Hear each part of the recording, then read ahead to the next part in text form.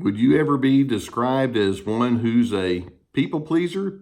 It's kind of interesting in this day and age, we can put labels on all sorts of patterns of living, and people pleaser is definitely one of those. And sometimes that can actually have a bit of a negative connotation to some people. We might think of a people pleaser as being someone who's all the way down on one far end of a spectrum where they're everybody's doormat and they're so busy trying to keep everybody else happy that they lose themselves. And sure enough, that can happen. When you're too far down in that people pleaser direction, you can actually have a sense of dishonesty about who you are. You're not really authentic about your needs or your feelings or your preferences because you're so busy trying to cater to everyone else. So I get that. But see, if we go too far to the other extreme, well, on that end of the spectrum is narcissism. You're just so absorbed with yourself that you couldn't care less about other individuals, and we don't want to go that far. So today I'm wanting us to see if we can figure out how to find that happy middle ground where you do maintain the best parts of people pleasing while at the same time not letting it be so strong that you wind up becoming a pitiable kind of a person. So I want to see if we can go through some do's and don'ts with respect to this people pleasing tendency. For example, first, let's say that if in the people pleasing direction, you do want to be an affirming person.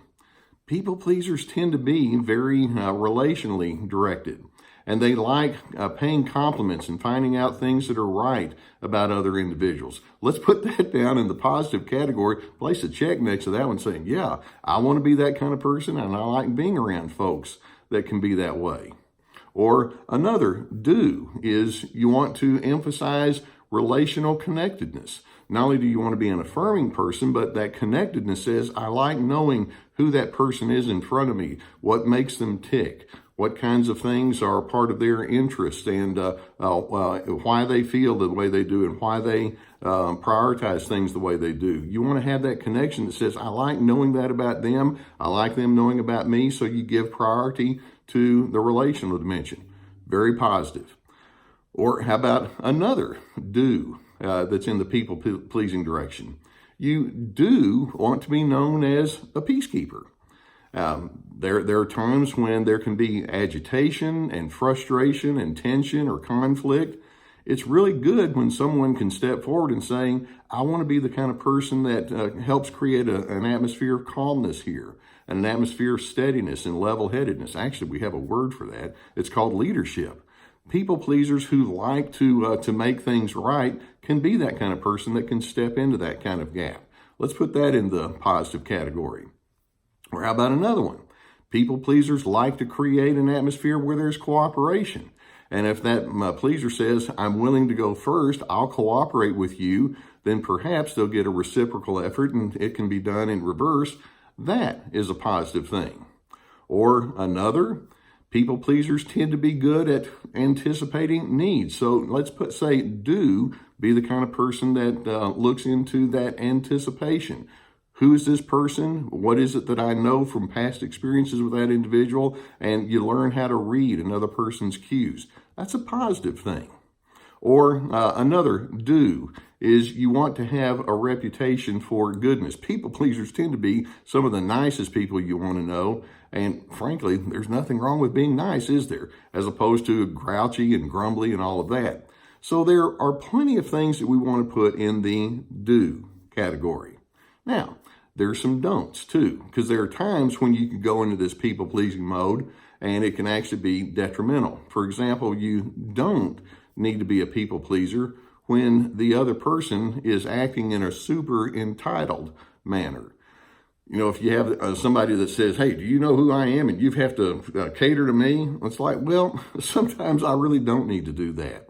In fact, if I go too far in trying to catering to somebody who's got that entitled attitude, then I'm actually feeding the very beast that it's going to come back that's not going to be good. So there are times when you need to pull back on that. Or you don't need to go into the people-pleasing mode when that other person is hostile or when they're insulting. There are times when that people pleaser can go too far by saying, okay, I'll say or do anything I have to do to keep you off my back. Well, at some point, that's going to actually work against you because it lets that other individual know, go ahead and keep being negative and harsh towards me. I'm going to let you get away with it. We don't want to do that. Or you don't need to go into the people-pleasing mode when you feel your anger that's rising. Now, by that, I mean, you can say, well, if I'm angry, that's a bad thing, and so I have to just shut down my anger and just go be the nicest person you ever met. Well, sometimes you want to listen to the function of that anger. Your anger may be tied to a sense of self-preservation where you're wanting to stand firmly for a conviction. And so rather than being a people pleaser, it's like, I need to listen to myself. Maybe I've got something that needs to be said or a boundary that needs to be established. No apologies offered there. Or let's say another don't. You don't need to be a people pleaser when lifestyle responsibilities are being mismanaged. Let's suppose that somebody's mishandling money. And so you think, well, here, I'll give them some money to make them feel better. Or they're being lazy. And so it's like, well, I'll clean up after them. Or they fail to do assignments. I'll do the assignment for them. No. There are times when somebody's being irresponsible in their lifestyle when you need to let them experience some of the consequences and you need to let them know what you will and will not go along with. That can be appropriate. Or another time that you don't want to go into the people-pleasing mode is when you feel like your own personal values are being compromised. I can't tell you how many times I've talked with individuals who will say that they got into a relationship and as it began to progress, they began feeling more and more uncomfortable because the other person was wanting to pull them into behaviors and prioritize or attitudes and behaviors that they didn't want to prioritize. And yet they went along with it anyway. If you feel like your values or your morals are being taken advantage of, put a halt to it. You don't need to keep in the people-pleasing mode there. Or you don't need to be a people pleaser in another scenario when that other individual is operating with a hard control agenda. Sometimes people have all of their have to and must and got to that they superimpose on you. And so the people pleaser may think, well, I guess I've got to do that. No, you have a free will. And if somebody says you've got to do something, well, when they say that, be willing to consult your free will. Does that make sense to me? And if it doesn't, you're not required to just go along to get along. Or you don't need to be a people pleaser when you're being faced with lots of criticism. Okay, if you're going to just be negative towards me, I'll just do whatever I have to do to shut you up. That's not a healthy way to live. There can be times when you'll let it be known, I know you and I differ, but I'm going to go ahead and stick with my path because that's the right thing for me to do.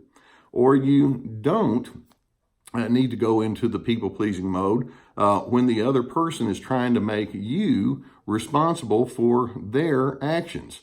Well, I could be more responsible if only you would act this way. That's the way some of these folks can think. That's called manipulation, and you don't have to take responsibility for somebody else's lifestyle mannerisms.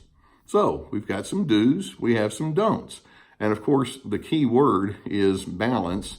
And why don't we say we're looking for a sense of balance between your kindness, goodness, and then your self-care. There are times when one of the most kind things that you can do with another person is to let them know, I'm a person too, and I have my needs, and I have my preferences and my interpretations. I'd like to be taken seriously, just as you're willing to be that way towards them. You don't want to make it too far to one extreme or the other.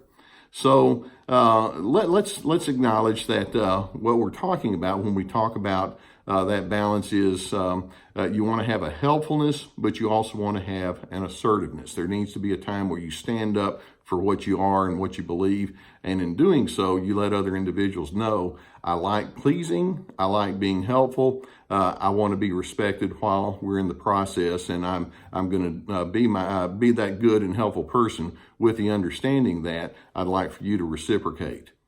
Does that sound okay? Now, I hope you do get some benefit by the videos that I have here. I'd like for you to go beneath the video and you'll see that subscribe button. Go ahead and hit that, and that way we'll keep you apprised when new videos come up. I enjoy doing these videos. I like getting the comments from you.